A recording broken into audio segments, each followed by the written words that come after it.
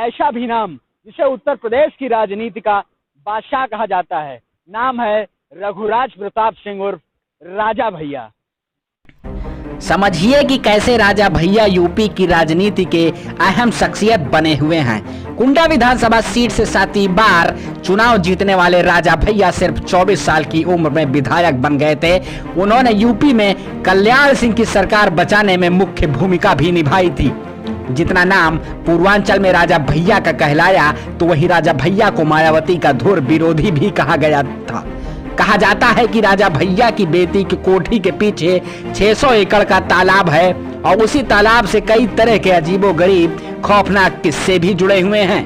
कहा जाता था कि राजा भैया ने उस तालाब में घड़ियाल पाल रखे थे और वो अपने दुश्मनों को मारकर उसी तालाब में फेंक देते थे।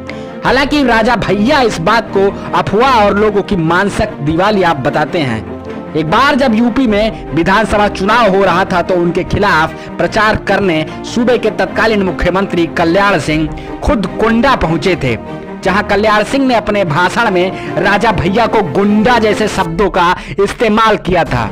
लेकिन इसके बावजूद बीजेपी उम्मीदवार राजा भैया के सामने चुनाव हार जाता है, जिसके बाद तब के सीएम कल्याण सिंह ने राजा भैया को अपने मंत्रिमंडल में शामिल कर लिया था।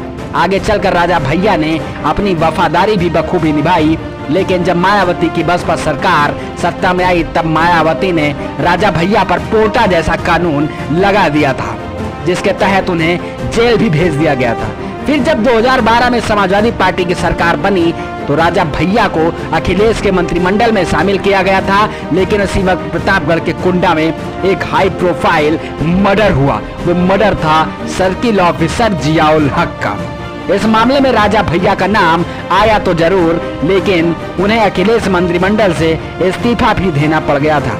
मामले की सीबीआई जांच कराई गई, लेकिन राजा भैया को क्लीन भी चिट दे दी गई थी। उसके 8 महीने बाद उन्हें फिर मंत्रिमंडल में शामिल किया गया था।